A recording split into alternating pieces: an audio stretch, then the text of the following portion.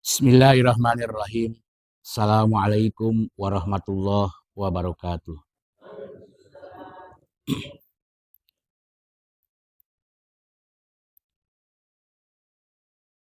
Alhamdulillahirabbil alamin.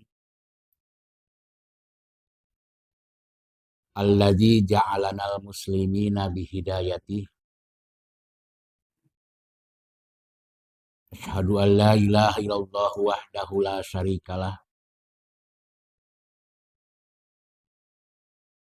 Wa asyhadu anna Muhammadan abduhu wa rasuluh.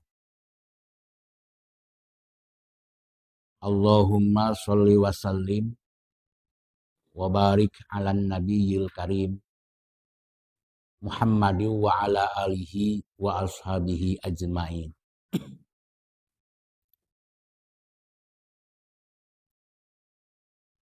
Sahabat hijrah yang dirahmati Allah, pembahasan masih tentang iman sebagai bekal dunia dan akhirat. Memasuki bagian yang kedua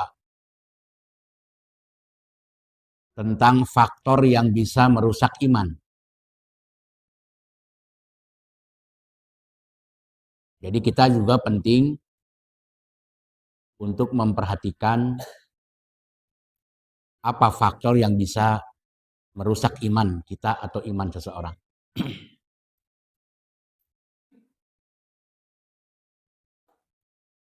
Poin yang pertama yang ingin saya sampaikan adalah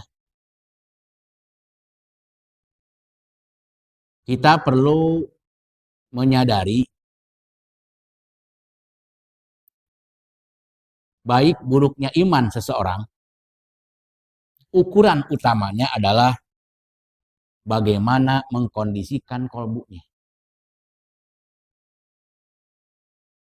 Jadi jelek atau bagusnya iman seseorang tergantung kepada bagaimana mengkondisikan kolbunya. Hal itu diungkapkan oleh Rasulullah sendiri. Ala wa inna fil jasadi mudghah. Idza saluhat saluha sairu jasadi. Wa idza fasadat fasada sairu jasadi.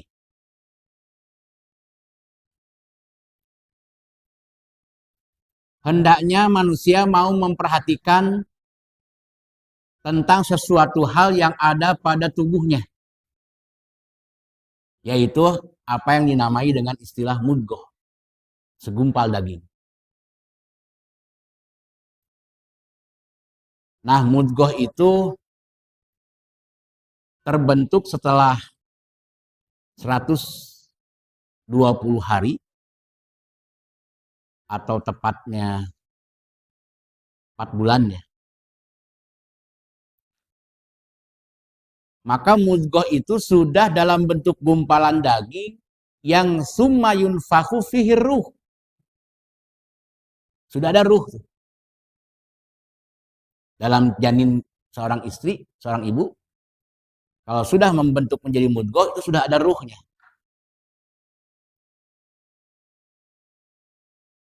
Lalu kata Nabi, idza saluhat saluha sairu jasadi.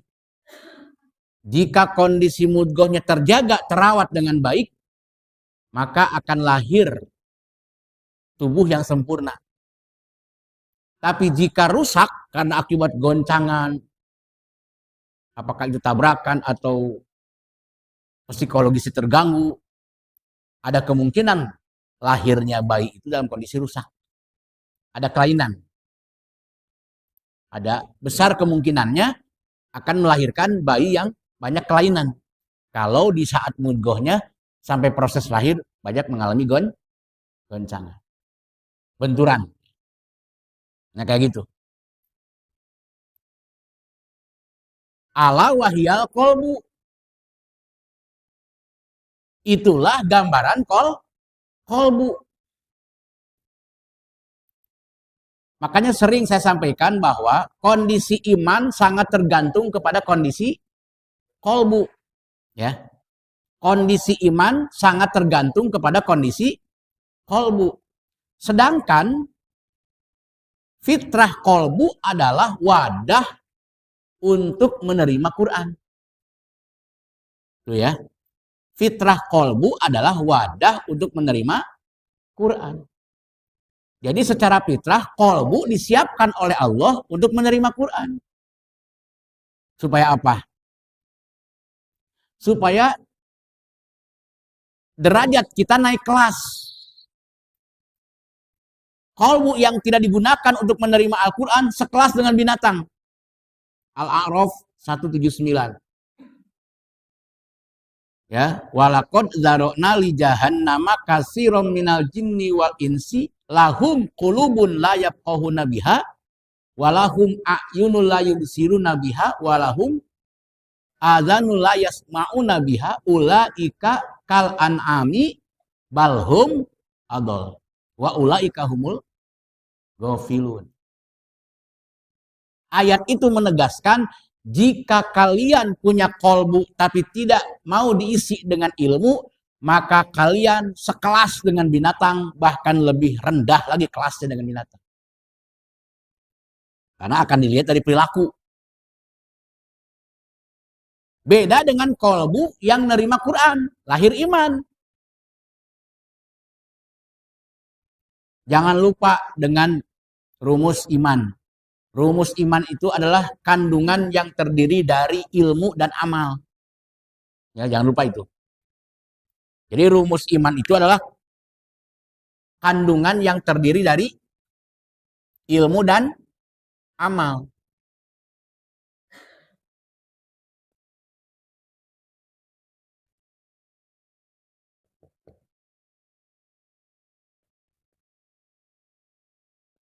Antara ilmu dan amal bagi orang yang beriman tidak akan dipisah. Merupakan satu kesatuan. Seperti yang disampaikan oleh Al-Muzanni. Bahwa al-iman itu adalah qaulun wa amalun. Yang dikatakan iman itu adalah wujud dari suatu teori yang diungkapkan, lalu diamalkan. Ya. Jadi qaulun itu adalah bentuk teori yang dipahami. Berarti maksudnya adalah ilmu dan amal. Baru itu disebut mukmin. Jadi orang yang beriman adalah orang yang berilmu dan beramal.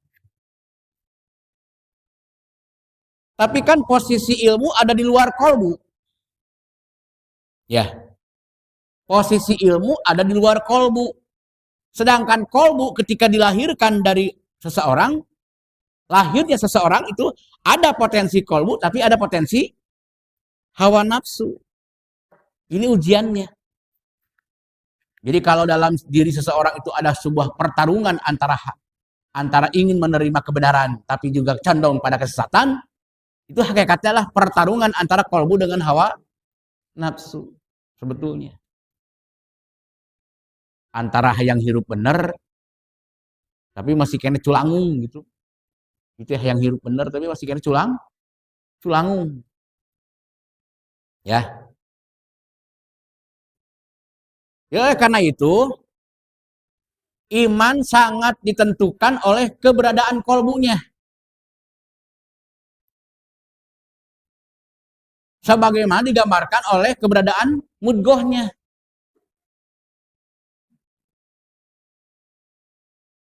Karena tidak setiap perempuan mengandung itu bisa melahirkan anak. Ada juga yang keguguran. Bahkan ada yang gugur masih dalam kandungan. Betul tidak? Jadi hadis ini adalah analogi ya. Hadis ini sebenarnya tidak membicarakan tentang mudgoh, tapi sebetulnya hadis ini sedang membicarakan tentang kondisi kolbu. Apabila kolbunya baik, maka baiklah amal perbuatannya. Apabila kolbunya rusak, maka rusaklah amal perbuatannya. Walaupun Anda sholat.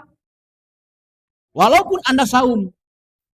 Ada orang yang sholat tanpa pemahaman, ada orang yang saum tanpa pemahaman. Tapi dengan pemahaman, tidak hanya terbatas pada ritual semata.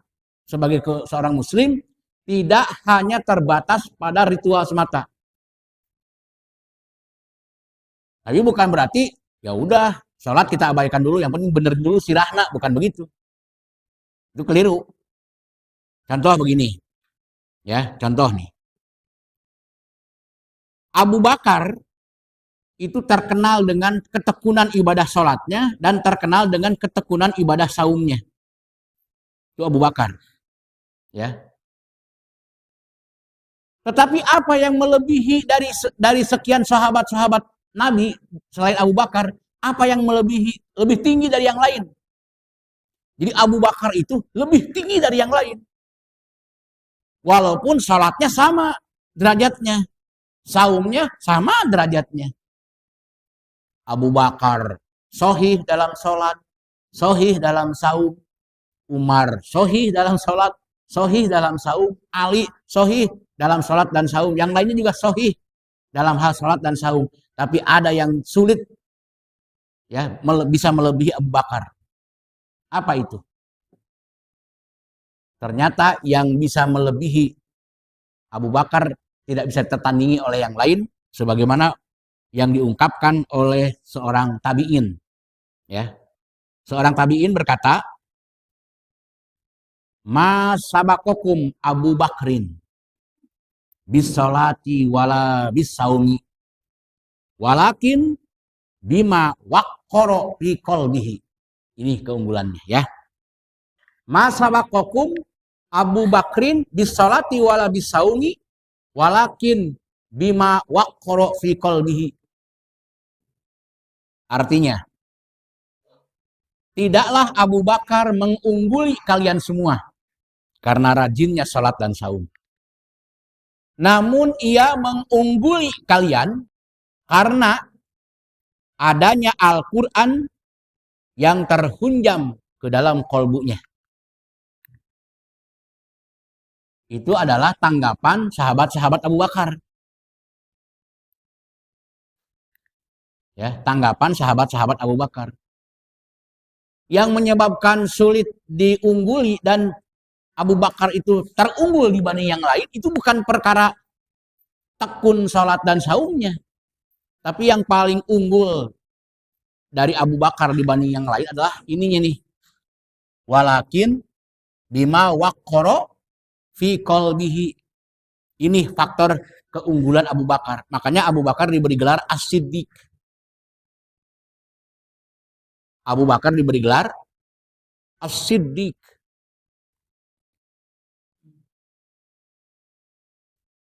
Ya. Apa As-Siddiq? As-Siddiq adalah pagi-pagi sudah beriman gitu. Artinya begitu ayat sampai langsung dia nggak makin mikir-mikir dulu, nggak huleng-huleng dulu. Maju saeutik, mundur deui loba teuing. Wah, nggak ada itu bagi Abu Bakar. Rumus hidup kayak begitu. Apa yang beliau yakini, itu yang beliau lakukan. Ya. Jadi Abu Bakar mah sumbunya pendek dalam kebenaran. Ari urang mah sumbuna pendek dina pundungan. Cukup kasentek, kasinggung. Les eueuh gitu. Ya, sumbu pendeknya dirinya orang mah.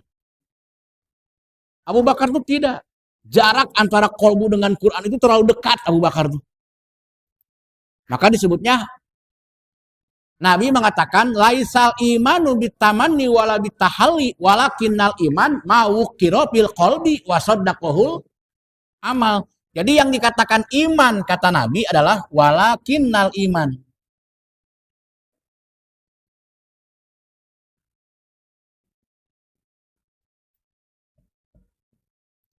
Mawuqira fil qalbi wa saddaqahul amali.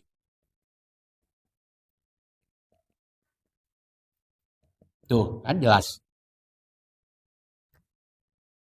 Yang dikatakan iman itu adalah Quran terlebih dahulu menghunjam ke dasar kolbu sehingga langsung dilaksanakan tanpa ragu-ragu. Wasodako, nah ini kan tasdik, as-siddiq kan. Jadi langsung dilakukan secara tepat. Ayo orang mah ngalaksanakeun tapi can pas, masih kena aya miring-miring nanya. Can pas gitu lah. Masih kena sok aya miring. Terus lamun salat oge urang mah masih kena sok gagaleongan kene. Ustadian kalau ngimamin lihat. Ye terus ya, ya masih sok kena goyangna. Setingkat Nabi dengan Abu Bakar itu tidak goyah salatnya. Sacangkeul kumaha ge. Urang kan lamun cangkeul sok ada miring saeutik. Tah itu akibat lobating barang dahar. Itu tuh. Jadi suku urang teh rada berat lobating naon. Beuteungna dieusian wae. Ayo he barang dahar. Nah, eta sebenarnya nama penyebabnya. Ya. Karena banyak kegiatan pengisian perut itu namatil fikroh wa khorosatil a'do anil ibadah. Jadi lamun terlalu banyak mengisi kegiatan-kegiatan makan minum itu bisa menumpulkan otak dan malas dalam melaksanakan ibadah. Makanya sholat juga kusala ya. Kusala hayang teu hayang. Itu ya. Dari contoh ini sudah jelas bahwa kondisi iman memang sangat tergantung kepada kondisi kolbu. Sedangkan Abu Bakar, kolbunya tidak pernah lepas dari bimbingan Quran. Tidak pernah lepas dari bimbingan Quran. Satu kali ngaji, wasaddaqahul amal. Begitu Quran masuk menghujam kepada kolbunya, langsung secara benar dilaksanakan. Tingkat Abu Bakar. Makanya kita walaupun belum mirip dengan Abu Bakar, ya berusaha ngeser, sutik terus gitu. Menjadi sempurna lah. Di nama ote ge sempurna orang teh gitu. Kalau sekarang kan belum sempurna, kita belum. Makanya ngaji terus kan, karena belum merasa belum sempurna. Jadi sekali lagi, kalau yang masuk ke dalam kolbu, maka akan sangat baik amal perbuatannya. Kalau Quran masuk ke dalam kolbu akan sangat baik perbuatannya. Tapi kalau Quran belum masuk ke dalam kolbu akan sangat rusak perbuatannya. Maka digambarkan ala wahyal kolbu. Ala wa inna fil jasadi mudgoh. Jadi mudgoh itu gambaran kolbu. Dan yang kedua yang harus juga dipahami oleh kita, kolbu itu komando gerak.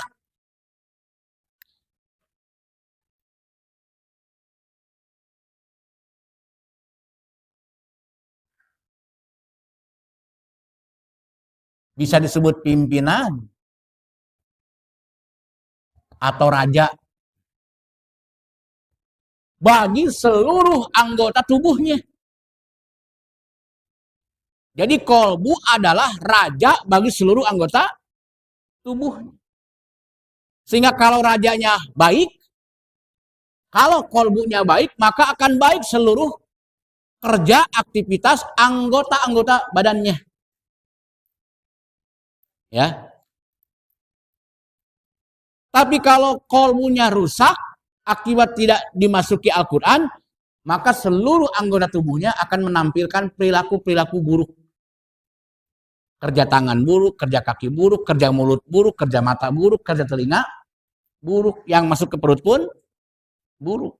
Itu tergantung kepada kolbu. Ya. Sangat tergantung kepada kolbu. Maka Abu Hurairah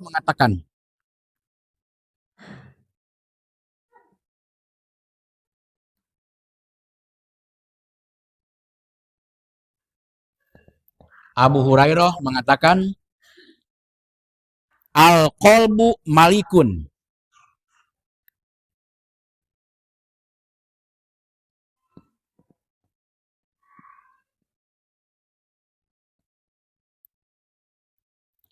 Al-qalbu malikun.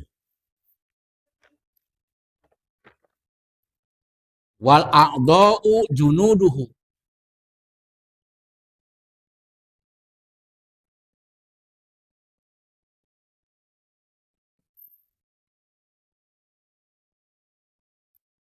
Al-qalbu malikun wal a'dha'u junuduhu.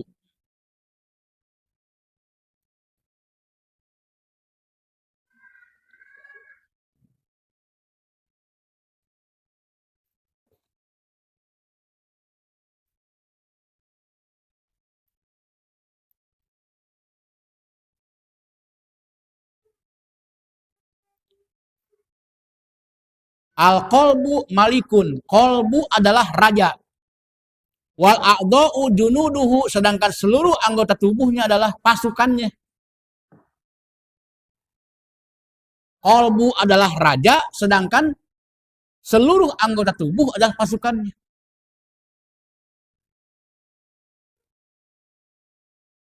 Sehingga masih kata Abu Hurairah, fa idza tobal malik toba junuduhu. Wa idza khobusal malik khobusa junuduhu. Bila baik rajanya, maka baiklah pasukannya. Bila busuk rajanya, maka busuklah pasukannya atau pimpinannya.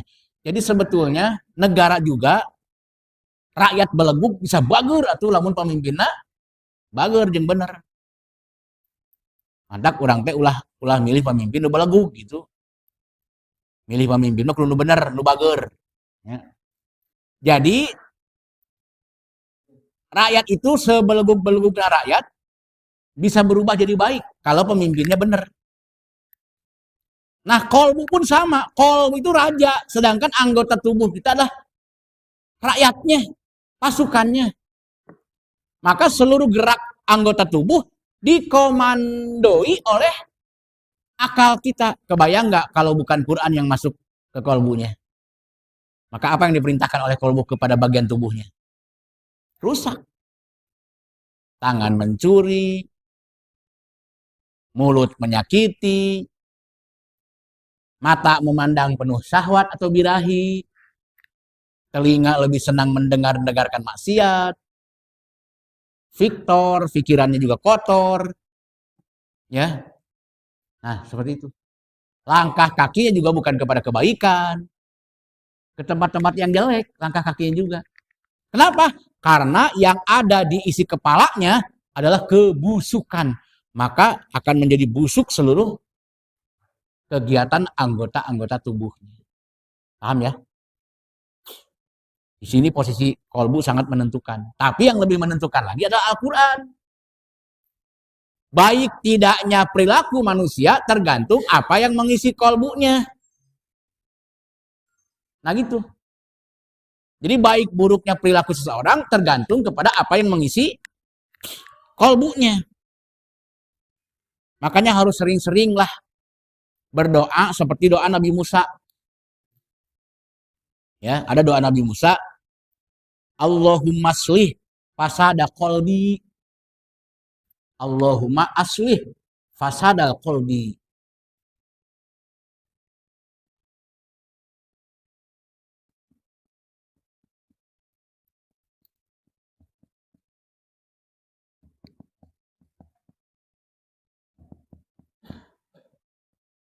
Ya Allah,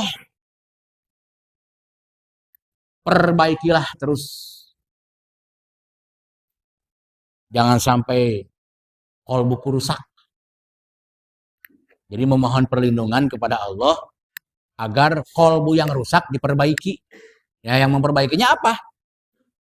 Maka jawaban Allah, Al-Quranlah sebagai bentuk yang bisa memperbaikinya.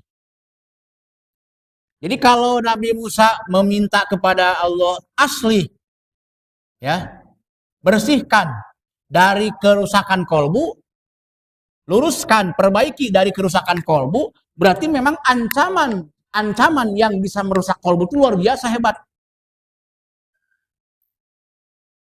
Untuk menjadi seorang mukmin, banyak kendala. Tapi kalau kita berada dalam kendali Al-Quran, aman, selamat. Catat itu, ya.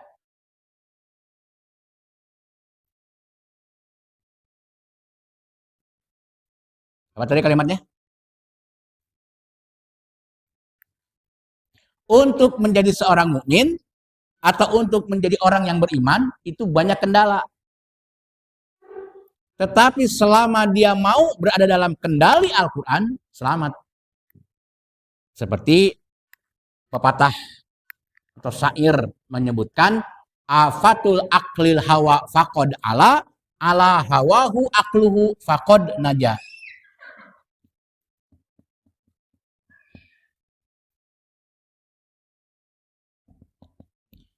Afatul aklil hawa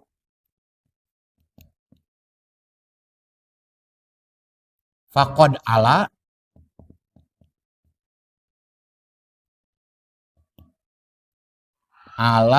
hawahu akluhu faqad naja. Nah, makanya sering-sering doa ini diucapkan ya, Allahumma shlih fasadal qalbi, ya Allah, ya, mohon jaga lindungi kolbuku dari hal-hal yang bisa merusak, ya, dari hal-hal yang bisa merusak kolbu kita. Apa yang bisa merusak kolbu kita? Dunia. Kalau sudah jabatan, kekuasaan, harta kekayaan, rusak kolbu kita. Kalau berusak, iman pun berpengaruh. Ini rusak. Nah, inilah sebagaimana syair, ya. Ini syair. Dari mana sumbernya saya juga belum tahu. Afatul aklil hawa faqad ala. Hancurnya akal seseorang jika masih dikuasai oleh hawa nafsunya. Ya, hancurnya akal seseorang jika masih dikuasai oleh hawa nafsu. Sebaliknya, akal akan terjaga dengan selamat kalau sudah mampu mengendalikan hawa nafsu. Tergantung siapa yang mengendalikan. Apabila kolbu di bawah kendali nafsu, maka lahirlah perilaku binatang. Tapi kalau kolbu di bawah kendali ilmu, yaitu Al-Quran, maka selamatlah kita. Ya, selamat kita itu. Gampang ya, itu mah doanya. Allahumma shlih fasada qalbi. Ya Allah, lindungi, jaga, jangan sampai kolbuku rusak. Ada lagi tambahan, Abdullah bin Baz mengatakan, idza saluhal qalbu saluhat umurud dunya wal akhirah. Ya. Idza saluhal qalbu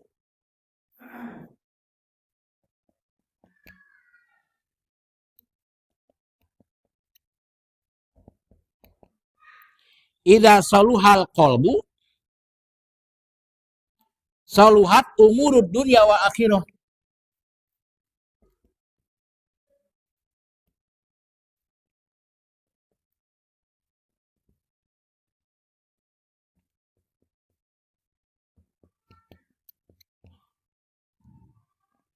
Jika baik kolbunya, maka baiklah seluruh urusan dunia akhiratnya. Bukan?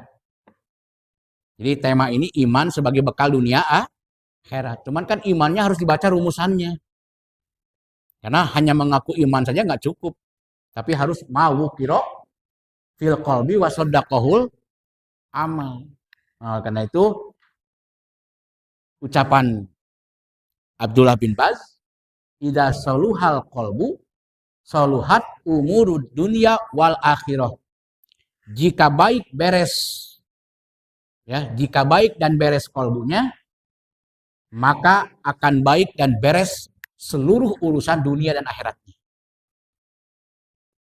Jadi kalau kita ingin meraih dunia akhirat sebagaimana yang sering kita ungkapkan, Rabbana atina fid dunya hasanah wa fil akhirati hasanah, tanamkan iman dalam kolbu kita dengan kuat. Dengan cara apa? Terima Quran, masukkan ke dalam kolbu. Lahir iman, lalu lahirlah kendali yang benar. Seluruh perbuatan mulut kita, mata kita, telinga kita, dan bagian-bagian tubuh yang lainnya itu akan ikut serta dengan kebenaran. Ikut serta dalam kebenaran karena pengendalinya yaitu Quran yang telah masuk dalam kolbu sehingga komando geraknya benar. Pemimpinnya menggerakkan dengan gerakan yang benar. Tapi hati-hati ya dengan kalimat tadi. Jangan sampai diplesetkan lah. Tidak akan ada yang bisa mengungguli Abu Bakar karena bukan urusan sholat saumnya. Tapi yang sulit mengungguli Abu Bakar itu faktor ininya. Walakin bima waqaro fi qalbihi. Tapi jangan lalu menganggap kalau begitu banyakin ngaji aja ya dulu. Sholat jelek, saum jelek masa testing bukan begitu. Tetap kita tingkatkan kualitas pembinaannya, tapi juga intensitas ngajinya pun harus dijaga. Harus dijaga. Coba saja, tidak ikut hadir 3 kali, 4 kali, 5 kali, bakal muncul kegoncangan. Sedangkan materi kita adalah materi yang berkelanjutan terus. Ya. Tahap ini, tahap ini, tahap ini. Ini hasil renungan dan pengalaman hidup sendiri ini. Materi-materi begini itu. Disesuaikan dengan perjalanan hidup kita. Ya. Jadi memang jangan pernah kosong pikiran dari Quran gitu. Nah, kalau sakit tidak hadir, kan sekarang sudah bisa di-share tuh. Jadi enak tidak hadir juga sekarang. Ya, tapi ulah terhadir gitu. Ah, teu kudu hadir aya mah hayang ngaji kabayanan mah geus aya di YouTube ieu misalkan. Artinya gini, kalau sakit tidak hadir, maka bisa diisi terus lewat apa? Itulah lewat pemanfaatan teknologi. Tapi lagi-lagi mengandalkan teknologi bisa menjadikan ada jarak di antara kita. Ya, hati-hati tuh dengan handphone. Teknologi komunikasi itu menjadikan ada jarak di antara kita. Kalau kita tidak waspada, ada jarak di antara kita. Jadi kalau Allah menyebutkan dalam surat Abasa, ya, dalam surat Abasa itu, wa yauma yafirul mar'u min akhi wa ummihi wa abi wa sahibatihi wa bani. Jarak berjauhan antara diriku dengan sahabatku, jarak berjauhan antara diriku dengan ibu bapakku, jarak yang berjauhan antara diriku dengan sahabat-sahabat dan saudara-saudaraku. Semua kenapa terjadi jarak menjauh? Karena mengandalkan alat komunikasi. Makanya kalau mau membangun ruhama, jangan menggunakan IT. Langsung seperti ini. Masalah-masalah jamaah, selesaikan langsung. Face to face. Bukan face off. Tuker wajah. Itu kira-kira yang harus dipahami oleh kita. Oleh karena itu, kajian yang paling afdol adalah kajian yang face to face. Langsung berhadapan seperti ini kajian yang paling afdol. Ya. Karena terasa langsung apapun efeknya itu. Akan sangat terasa langsung. Tapi yang pasti jangan pernah ada kekosongan. Bisa dengan cara yang lain karena ada teknologi. Jadi teknologi bisa dimanfaatkan untuk menghilangkan kekosongan. Karena kita ini, kolbu kita ini nggak boleh kurang dari 3 kali pengisian. HP saja tinggal 5% aja udah panik kita teh. Aduh, 5% doi. Apalagi sudah ada merah, lobet. Pas ke nelpon, tak pareu, kesal kos naon. Makanya sekarang kebutuhannya ada 4. Sandang, pangan, papan, casan sekarang. Ada 4 kebutuhan kita sekarang teh. Ya, jadi bukan 3 lagi. Karena orang panik dengan mahalnya beras. Ya, tiadanya cabai cengek, panik. Sama seperti lobet. Casan, paniknya kos naon atuh. Sangat kuat kebergantungan seseorang kepada handphone itu. Luar biasa memang.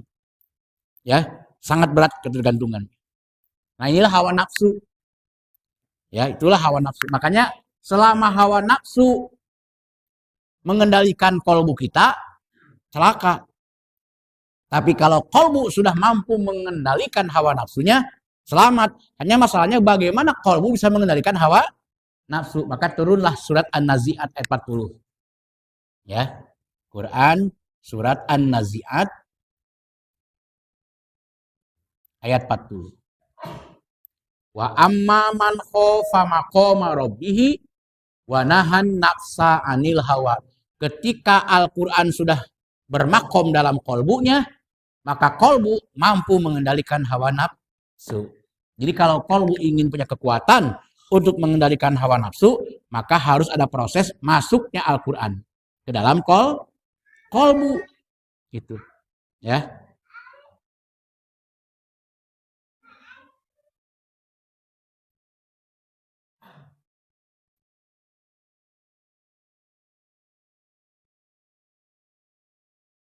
Tambahkan dengan surat Al-Hajj ayat 46.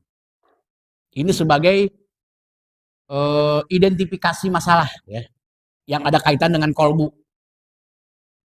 Sebagai bentuk pengamatan kita kepada kondisi-kondisi kolbu umat. Bagaimana? Silakan lihat Al-Hajj ayat 46. Ada yang mau bacakan? Barangkali ibu-ibu yang ada mau bacakan? Ayat 46.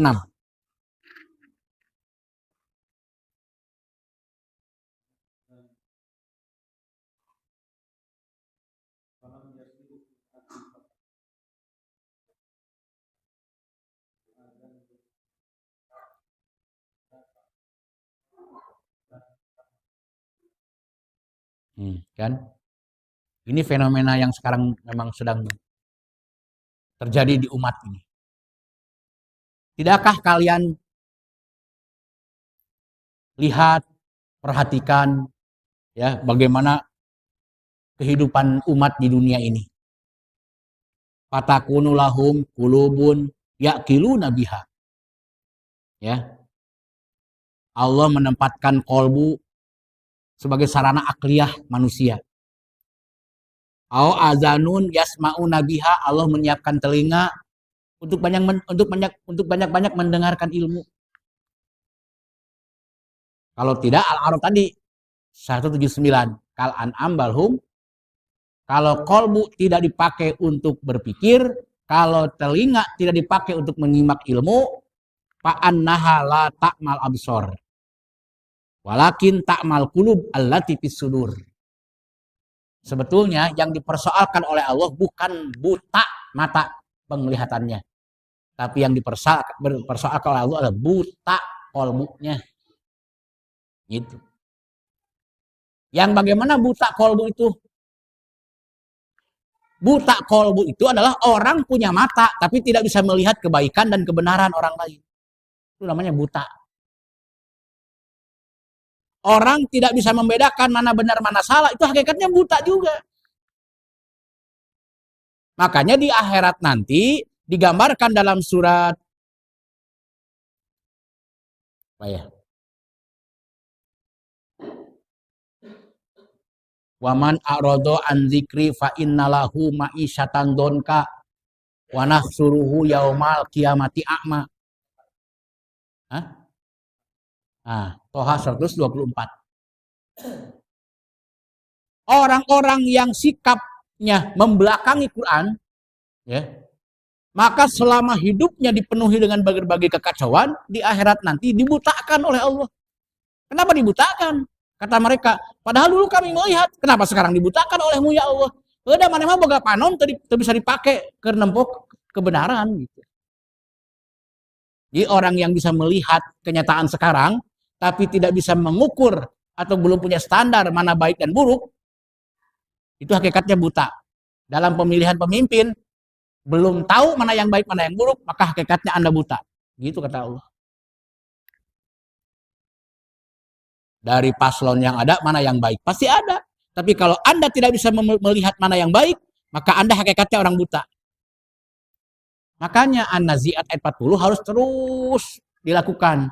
Selama Al-Quran sudah masuk ke dalam kolbunya, maka kolbu akan mampu dan sanggup mengendalikan hawa nafsunya. Lalu hubungkan ke dalam surat Yusuf ayat 53. Kemana kecenderungan hawa nafsu itu? Ke dunia. Ali Imran ayat 14. Lihat Ali Imran ayat 14. Zuyyina lin nasi hubus syahawat minan nisa wal banin dan seterusnya. Jadi manusia itu memang dihiasi oleh kecenderungan hawa nafsu kepada dunia. Manusia itu ya dihiasi oleh kecenderungan hawa nafsu kepada dunia. Boleh tidak? Boleh. Tapi wallahu indahu husnul ma'ab. Jadi boleh kita salurkan kepentingan syahwat kita akan dunia, tapi harus dihusnul ma'abkan. Yang penting adalah husnul ma'abnya nih. Ini yang paling penting. Apa husnul ma'ab? Diarahkan kepada kebaikan akhirat.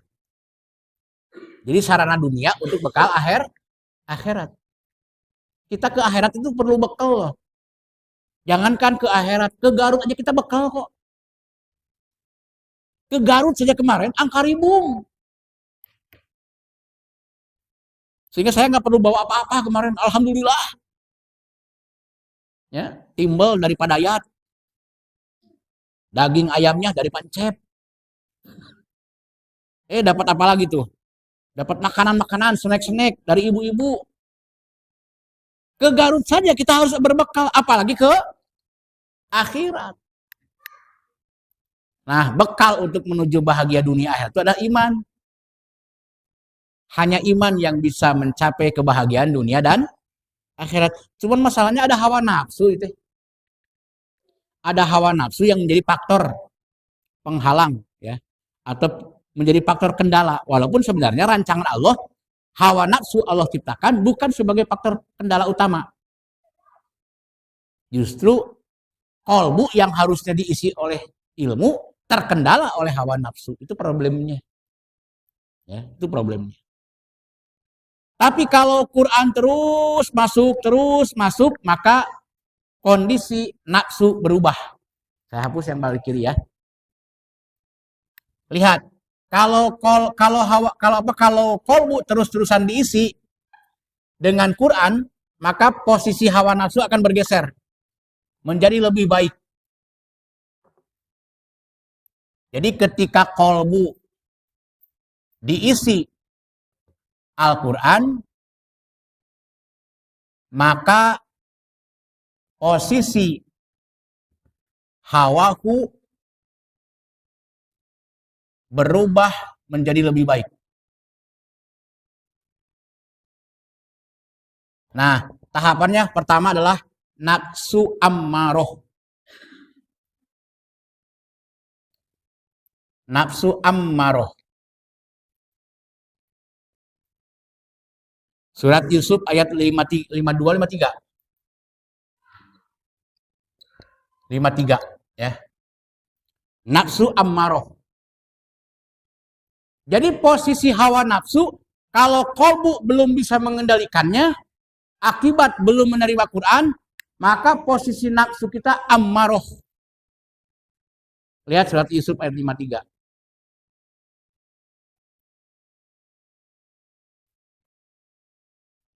Wa ma ubarri'u nafsi inna nafsala ammaratum bisu'i illa ma rahima rabbi.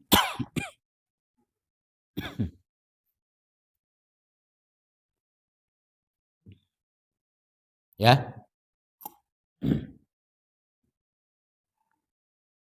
Sulit bagiku mengendalikan nafsuku, kata Yusuf tuh. Jadi kalau dibahasakan bahasa bebas nih, Nabi Yusuf itu kan berhadapan dengan perempuan cantik di depannya yang sudah mulai membuka kancing satu persatu, kancing pakaiannya nih. Di depan Nabi Yusuf. Di sebuah ruang pribadi lagi, ruang privat. Kamar pribadinya. Nabi Yusuf sebagai laki-laki ganteng, ya, yang digila-gilai oleh banyak perempuan, ya perempuan ini juga tergila-gila akan kegantengan Nabi Yusuf. Sehingga dijebak masuk kamar dan lalu mengajak berbuat mesum. Apakah Nabi Yusuf sebagai laki-laki normal teka bita? Nah, kalau melihat ayat tadi kalimat wa ma ubarri'u nafsi itu menunjukkan bahwa Nabi Yusuf tertarik nama. Saya pribadi kalau dijebak dalam posisi seperti itu pasti luak liuk tah tulang cilung heula. Ai jelema teu ti iseun nya. Sok anu ngaliwat kira-kira begitu. Itu permainan nafsu tuh. Wa ma ubarri'u nafsi, sulit bagiku mengendalikan nafsuku. Apalagi perempuan cantik. Ya. Tapi beliau tersadarkan oleh kalimat ini, inna nafsala ammaratum bisu. Jika diikuti keinginan nafsu ini, maka akan hancur rusak kehidupanku. Gitu kan? Illa ma rahima rabbi, untung Allah membimbingku. Jadi karena dibimbing oleh ajaran, maka Nabi Yusuf selamat. Itulah yang kata Nabi, la yazni zani hina yazni wa huwa mu'min. Tidak akan terjerumus ke dalam perzinahan selama punya im. Jadi yang membuat Nabi Yusuf menolak keras karena dorongan mah ada dorongan itu. Tapi menolak keras kenapa? Karena ma rohima robbi, adanya bimbingan ajaran kepadaku, maka tidak terjadi perzinahan itu. Padahal sepi loh. Isun. Karena sedang berburu katanya. Para suami-suaminya sedang keluar berburu laki-lakinya itu. Ini isun. Sehingga muncullah fitnah-fitnah tertentu ya. Ini kalau mau ditafsirkan ini gambarannya sebetulnya gambaran tentang bagaimana menegakkan kebenaran sebetulnya. Kalau ditafsirkan ya. Nah, itu satu contoh bahwa hebatnya pengaruh hawa nafsu. Tapi kalau ada dalam kendali Al-Qur'an aman. Tidak akan berzina, tidak akan korupsi, tidak akan meminum minuman keras, tidak akan mengambil hak orang lain secara paksa dan seterusnya. Maka kuncinya harus terus berusaha ditingkatkan iman. Seperti di awal saya katakan jaga kestabilan iman. Karena kondisinya sering berubah. Apa itu nafsu ammaroh? Ya. Nafsu ammaroh adalah nafsu yang masih condong pada kesesatan atau maksiat. Nafsu ammaroh itu masih condong pada kesesatan atau maksiat. Masih ego, masih keras kepala. Ya. Masih condong pada maksiat.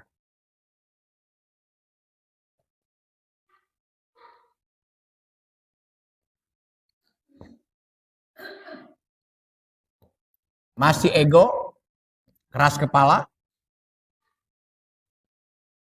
Ya, masih ego, masih keras kepala.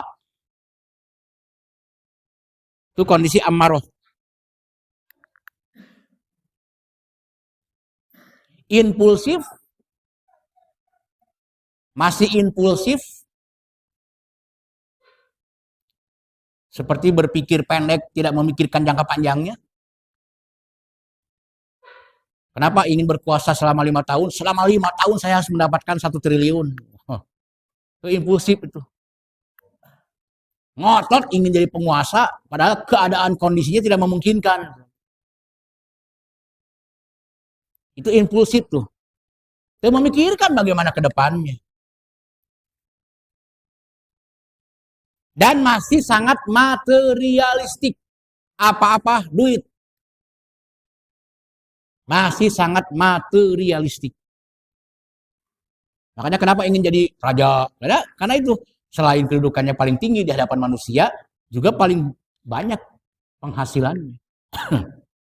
Panggedena gaji, jeung panggedena fi tina berbagai proyek. Itu yang membuat banyak orang berambisi ingin jadi penguasa. Itulah yang disebut dengan dorongan hawa nafsu. Tapi kalau an-nazi'at 40 terus dilakukan selama Quran masuk ke dalam kolbunya, maka kolbu bisa mengendalikan hawa nafsunya meskipun masih sangat condong pada maksiat, masih ego, masih keras kepala, asal ngaji terus, maka akan lahirlah nafsul lawamah. Nafsu lawamah. Ya. Akan lahir nafsul lawamah.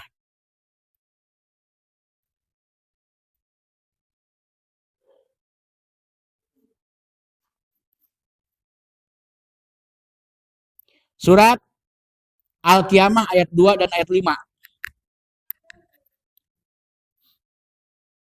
Al-Qiyamah ayat 2 dan ayat 5. Ini yang pokoknya aja yang diambil. Ya. Al-Qiyamah ayat 2 dan ayat 5.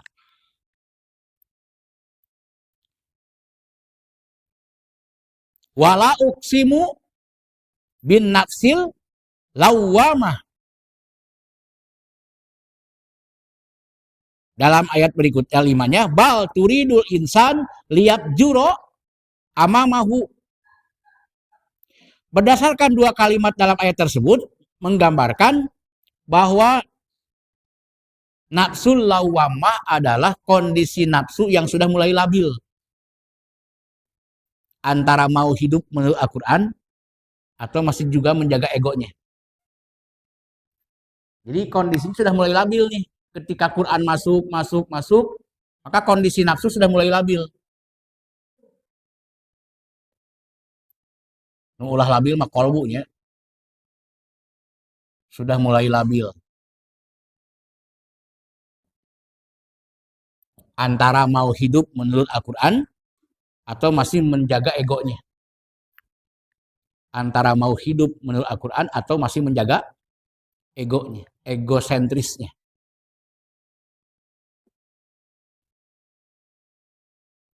Yang bagaimana egosentris itu? Yang disebut egosentris adalah gomtun nas waradul haq. Suka merendahkan orang lain dan selalu menolak kritik atau masukan, gak mau. Dinasihati gak mau. Disuruh ngaji gak mau. Nah, itu masih amaroh itu. Tapi kalau sudah masuk ke tingkat lawamah karena proses transformasi Quran terus berkelanjutan, maka akhirnya labil kondisi nafsunya antara hayang jeung mung. Labil. Gitu.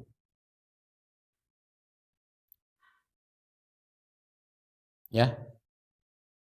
Ya kan terasa kan? Terutama yang paling kuat itu ibu-ibu, biasanya perempuan itu paling kuat kelabilannya. Ya, paling kuat kelabilannya perempuan. Manusia makhluk lemah, tapi terlemah memang kaum wanita. Terlemah, tapi soal tenaga mah jangan pernah mau melawan tenaga kaum wanita. Coba lelaki disuruh nyapu sakedeung beres. Tinggalkeun golerkeun sapuna. Perempuan bukan hanya nyapu, nyese, ngepel, naon. Dari sisi itunya benar. Tapi kalau dari sisi kejiwaannya labil kaum wanita itu. Itu. Ya. Coba lihat perempuan, kalau sudah sakit hati seperti gelas yang pecah. Sulit disambung lagi.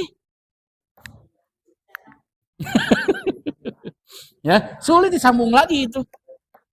Coba kalau gelas pecah nih, lihat. Apakah mau digunakan lagi? Pakai lem apa coba? Itu sudah, kalau sudah retak itu susah sekali. Nah, itu lemahnya. Ya.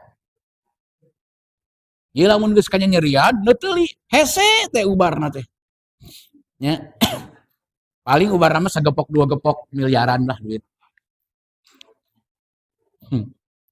Berewe sagepok 2 gepok. Itu wanita. Makanya yang harus dibangun dalam jamaah Quran Sunnah itu adalah bukan sifat bukan sifat femininnya.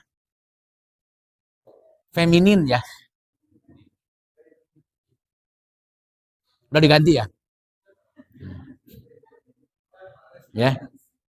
Feminismenya. Coba dalam hadis, jangan ajak musyawarah kaum wanita dalam hadis tuh. Ngerecoki.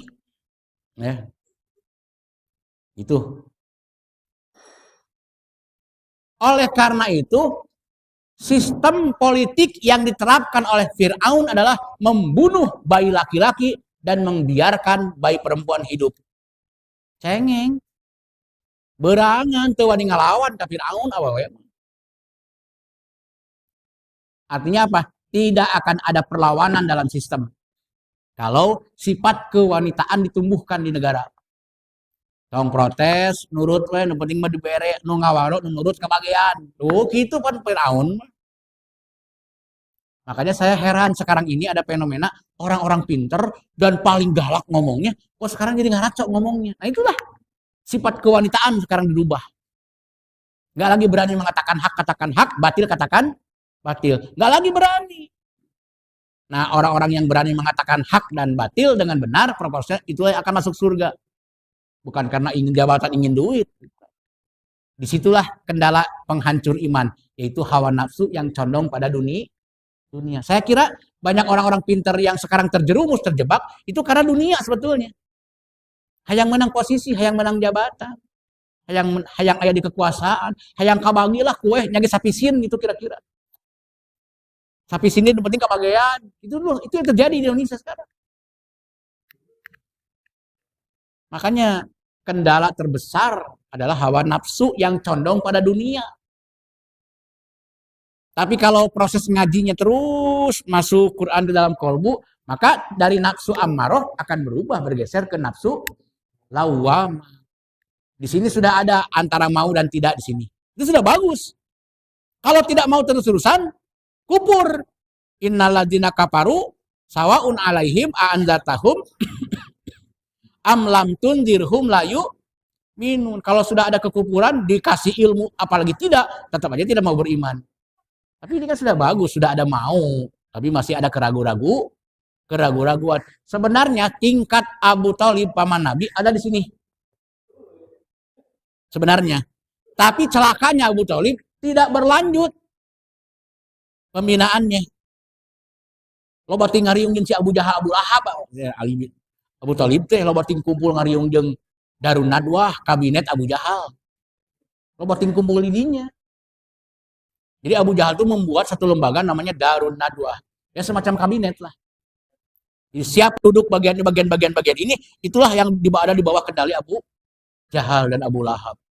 Itu. Ya. Banyak yang terjebak, tersandera karena jabatan. Nah inilah bahayanya nafsu kalau tidak dikendalikan ilmu. Tapi kalau terus-menerus proses ini berjalan, maka lahirlah nafsul mutmainnah.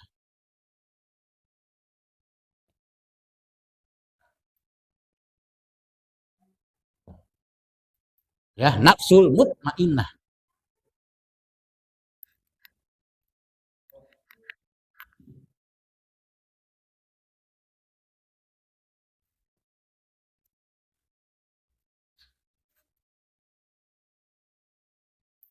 Nafsul mutmainnah adalah hawa nafsu yang sudah total berada di bawah kendali Al-Quran. Jadi nafsul mutmainnah itu adalah hawa nafsu yang sudah total berada di bawah kendali Al-Quran. Bukan lagi ada di bawah kendali hawa nafsu. Ya, bukan lagi ada di bawah kendali hawa nafsu.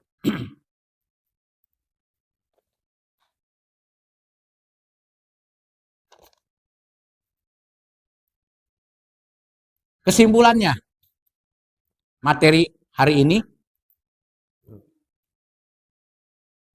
menggambarkan tentang bagaimana memposisikan kolbu kita. Ya. Jadi kesimpulan dari materi kajian hari ini adalah menggambarkan tentang bagaimana seharusnya memposisikan kolbu kita. Jangan sampai masih ada di bawah kendali hawa nafsu. Sebagaimana digambarkan dalam surat Al-Baqarah ayat 93.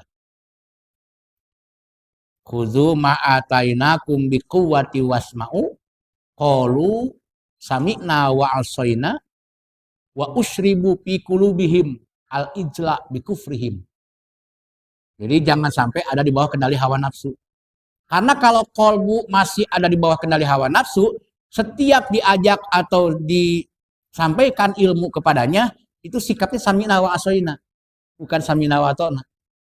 Mendengar tapi masih membandel, masih belum mau melaksanakan. Kenapa sikapnya seperti itu? Karena wa usribu fi qulubihim al ijla, dalam kolbunya masih ada berhala-berhala. Penyembahannya masih ke berhala gitu. Jabatan, kekuasaan, kenikmatan-kenikmatan dunia yang semu. Ya, hari itu boga duit memang ripuh. Kudu boga duit mah. Ripuh tuh boga duit teh. Kan nu ulah teh duit ngaruksak otak urang.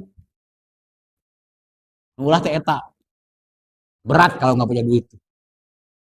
Yang tidak boleh itu adalah apabila harta kekayaan dunia merusak pikiran-pikiran kita.